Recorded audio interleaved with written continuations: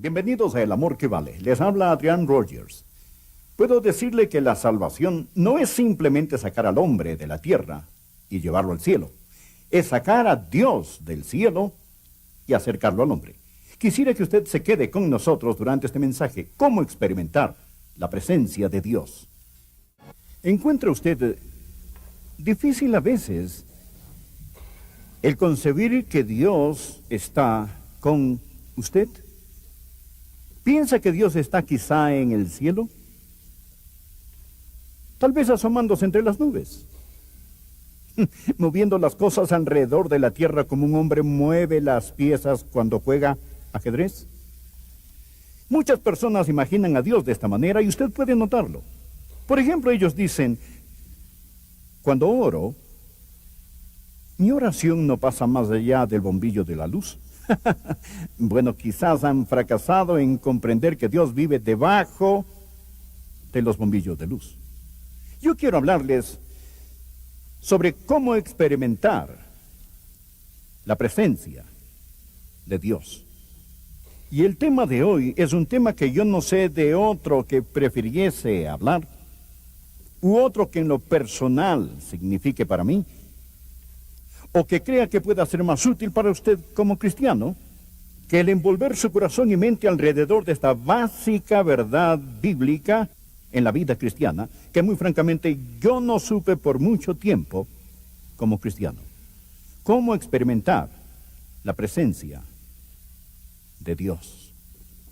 ¿Dónde vive Dios? Lo que quiero decir es, si desea escribirle una carta, ¿sabe usted la dirección? ¿Tiene el apartado postal?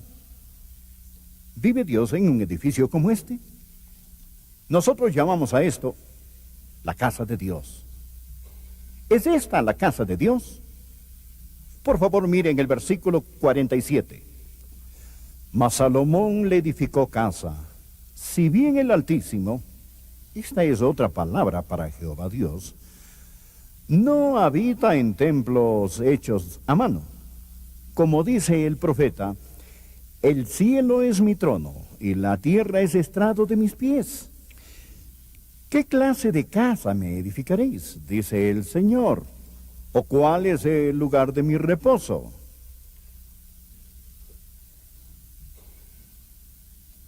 ¿Dónde en la tierra vive Dios? Tal vez le sorprenda saber al tomar este libro, la Biblia, y estudiarlo, que vamos a encontrar que Dios ha vivido en una serie de casas. Dios crea una casa, diseña una casa, vive en ella por un tiempo, y si la casa se ensucia, Dios se muda.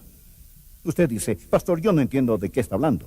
Va a aprender un principio a lo largo de todo este mensaje, y es que Dios no vivirá en una casa sucia. Permítame contarle cuál fue la primera casa de Dios. La primera casa de Dios fue un hombre, y su nombre era Adán. Y Adán era una casa, y Dios vivió en Adán. En Génesis capítulo 2 y versículo 7, la Biblia dice, entonces Dios modeló al hombre de arcilla del suelo, y sopló en su nariz aliento de vida. Y fue el hombre un ser viviente. Esto es en Génesis 2 y versículo 7. Y ahí ve usted la primera casa, y Dios diseñó esta primera casa. Ahora, Adán fue un diseño de casa.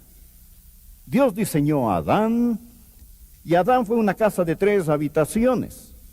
A la habitación exterior se le llamó su cuerpo. A la habitación interior, su alma. A la habitación más íntima, su espíritu.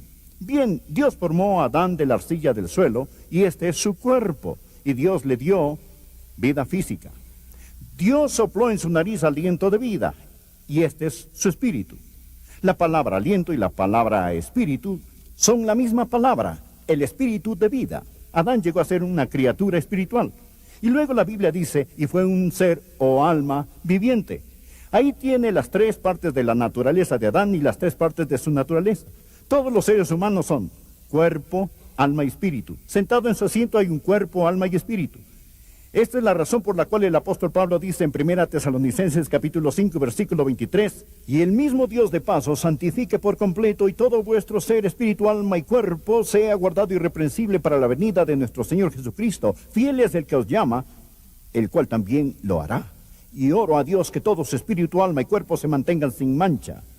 En ese asiento hay un cuerpo, alma y espíritu. Hablando con usted está un cuerpo, alma y espíritu.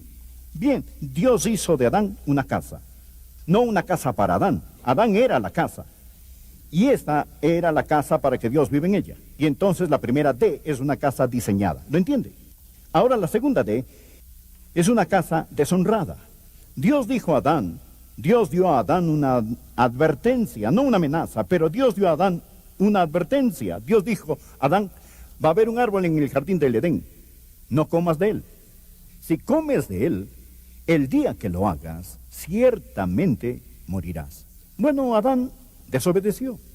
Adán comió del fruto de ese árbol, y la Biblia cuenta en Génesis capítulo 3, versículo 6, que Eva tomó su fruto y comió, y dio también a su marido, el cual comió. Y por lo tanto, el pecado entró en esa casa. El pecado manchó y ensució la casa. Y aquí tenemos una casa diseñada, una casa de 3 habitaciones. Y luego aquí está la casa deshonrada. Dios dijo, no lo hagas, pero ella lo hizo. Dios dijo, no lo hagas, pero él lo hizo. Y por ello el pecado entró y ensució la casa en la que Dios estaba viviendo. Bueno, aquí está la tercera cosa que pasó. Una casa diseñada, una casa deshonrada, una casa desolada. ¿Qué sucedió cuando Adán pecó? Les contaré lo que sucedió cuando Adán pecó. Dios simplemente se mudó. Dios no vive en una casa sucia. Y Dios le había dicho a Adán, Adán, el día que de él comieres, ciertamente morirás. Ahora, ¿qué es la muerte? ¿Qué es la muerte? La muerte no es la separación del alma con el cuerpo. Si me empezara a faltar el aire y me diera un ataque cardíaco ahora mismo, Dios no lo permita, pero caigo muerto, quizás uno de ustedes, los médicos, subirían aquí y buscarían mis signos vitales. Usted diría, bueno, está muerto, pero les estaría mintiendo. Yo no podría estar muerto, porque Jesús dijo, y todo aquel que vive y cree en mí no morirá eternamente.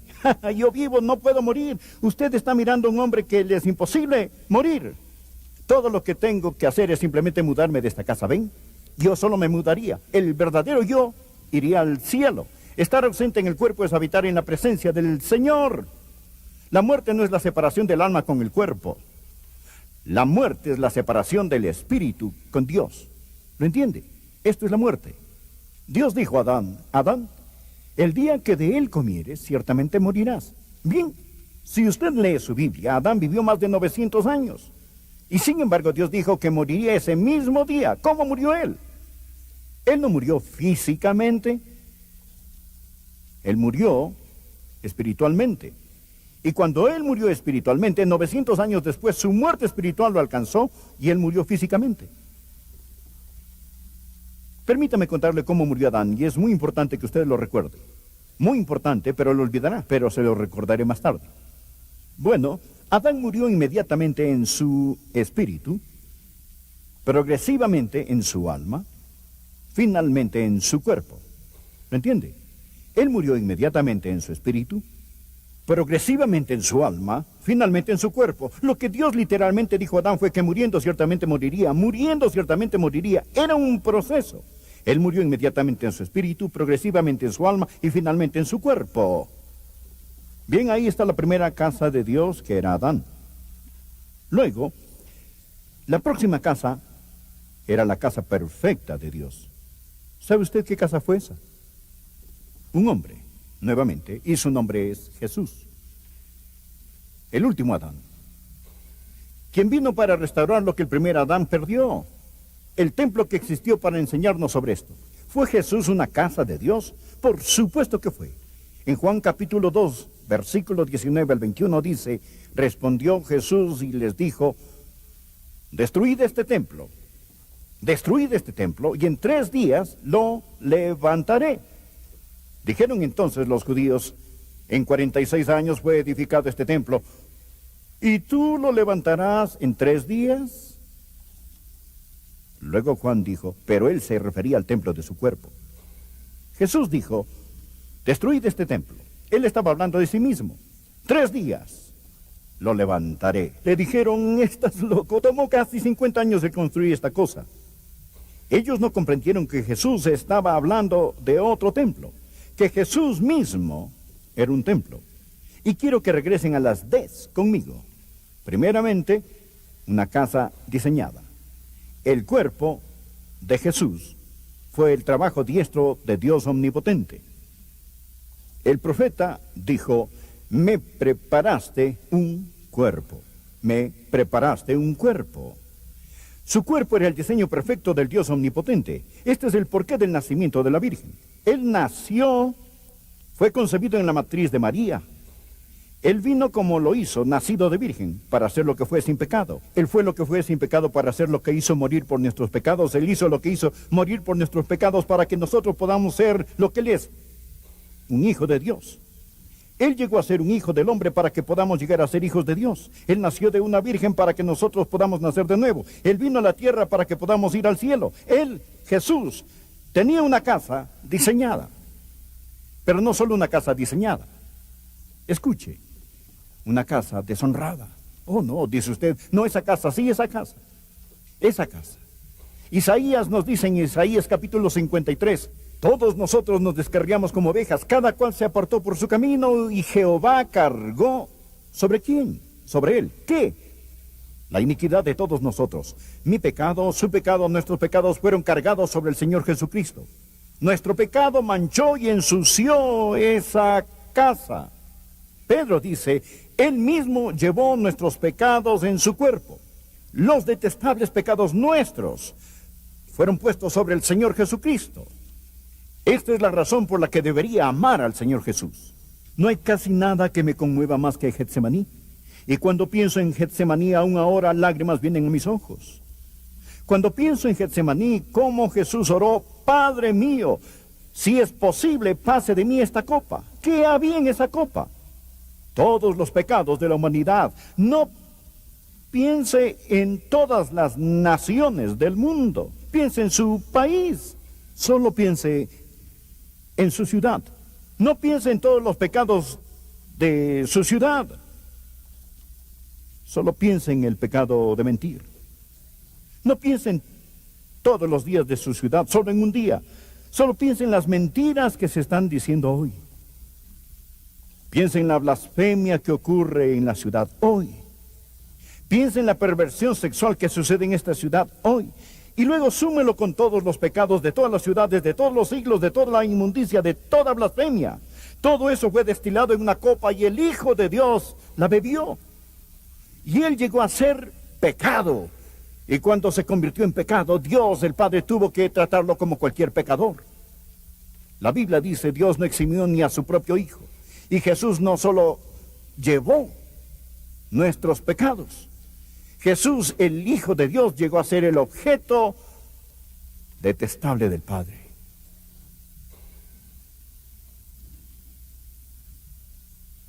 Una casa diseñada.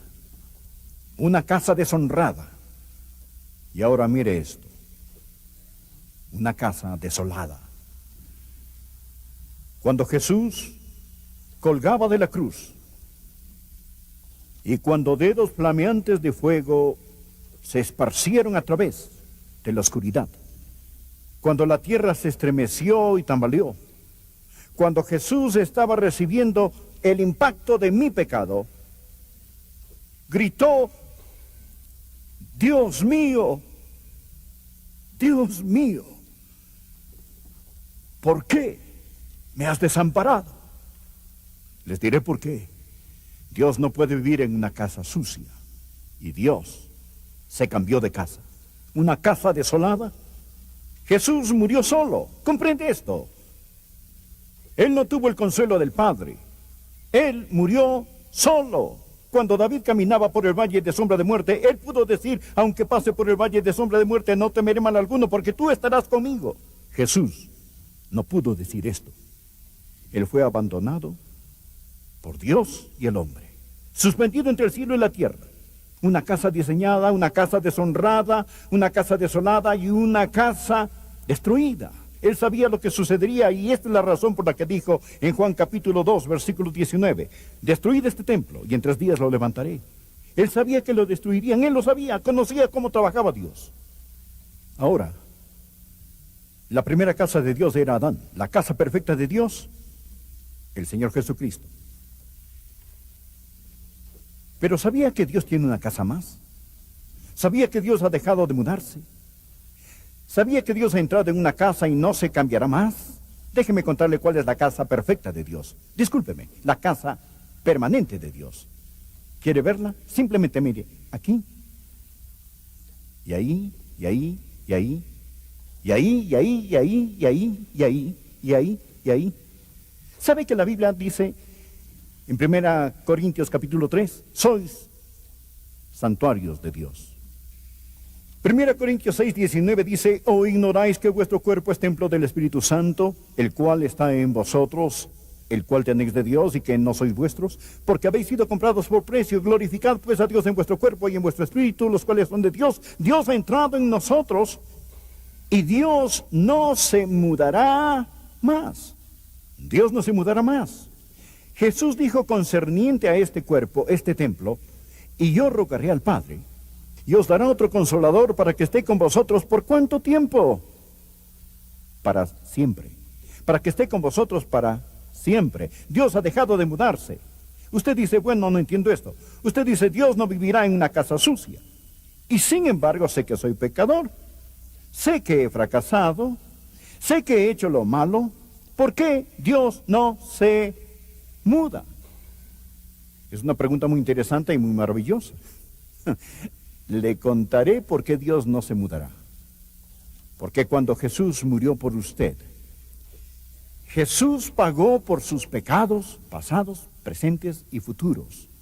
Y la Biblia dice en Romanos capítulo 4, dichoso el varón a quien el Señor no imputará ningún pecado. ¿No es esto maravilloso? Dios limpiará la casa, pero no se mudará. Oiga, dichoso el varón a quien el Señor no imputará ningún pecado. El pecado por el cual Jesús murió nunca será cargado a su cuenta si usted recibe a Cristo como su Salvador y Señor personal. Simplemente no puede hacerlo, Él no lo hará, Él no pondrá ese pecado en su cuenta. La Biblia habla de los espíritus de los hombres hechos perfectos.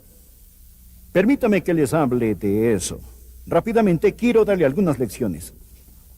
Y deseo que estas lecciones lleguen a lo más profundo de su corazón. Primero que todo hay una lección concerniente a la salvación. Escuche cuidadosamente. ¿Qué es la salvación? La salvación no es sacar al hombre de la tierra y ponerlo en el cielo.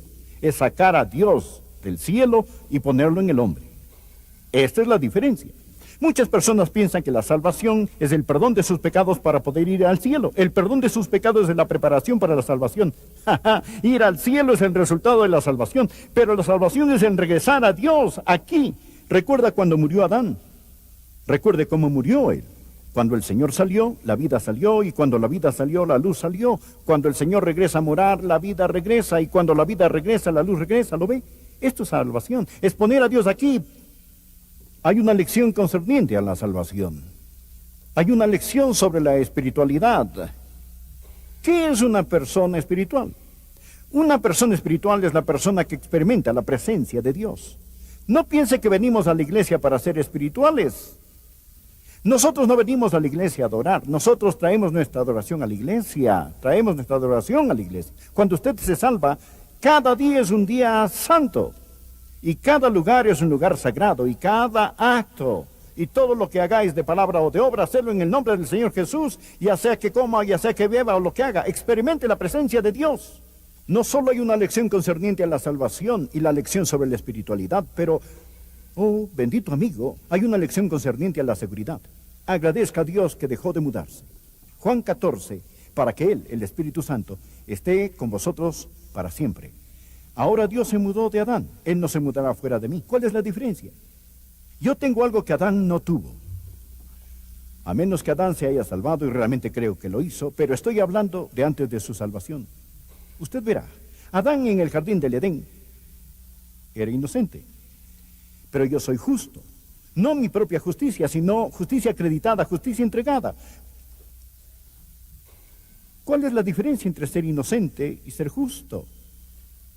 Bien, la inocencia es lo que la palabra implica. Él aún no había pecado. Pero la justicia es el regalo de Dios, es la entrega de la naturaleza santa de Dios. Tengo algo mejor de lo que Adán tuvo. Yo prefiero ser un pecador salvo que un inocente ángel. Oh, amigo, tenemos seguridad en el Señor Jesucristo. Dios ha dejado de mudarse. Él vive en nosotros. Y por lo tanto, ¿qué es el servicio? La lección sobre el servicio. ¿Qué es el servicio a Dios? Bueno, el servicio a Dios no es hacer algo para Dios. Es dejar que Dios haga algo a través de usted. Usted dice, solo está jugando con palabras. No, no estoy. No lo estoy. Escuche este predicador. Dios vive en usted. Y el Dios en usted es suficiente para ayudarle con cada exigencia que será puesta en su vida hoy y por el resto de su vida. La próxima vez que necesite amor, no diga, Señor, dame amor, diga tu amor, Señor. Si necesita paciencia, no diga, dame paciencia, diga paciencia tuya, Señor. Si necesita sabiduría, diga tu sabiduría, Señor. Cristo es hecho para nosotros sabiduría, redención, santificación. Todo lo que necesite está en el Señor Jesús y el Señor está en usted. Y la Biblia dice, en Él somos completos. Y cada exigencia de Dios sobre su vida es una exigencia sobre Cristo, quien vive en usted. Solo hay una persona quien siempre vivió la vida cristiana. ¿Quiere que yo le diga cuál es su nombre? Es Jesús. Y si la vida cristiana se vive en su barrio, en su hogar, Él aún lo estaría haciendo, pero lo haría en usted. Y la vida que vive, será Cristo viviendo en esa vida en usted. ¿No es esto una lección maravillosa? ¿No es esto fantástico? Oh, verá, Dios vive en nosotros. Él no está arriba asomándose entre las nubes. Él no habita en casas hechas a mano. Él vive en usted. Y cada día es un día santo. Cada lugar es un lugar sagrado. Reverentes amigos. Señor, oro hoy que selles el mensaje en nuestros corazones. En el maravilloso nombre de Jesús.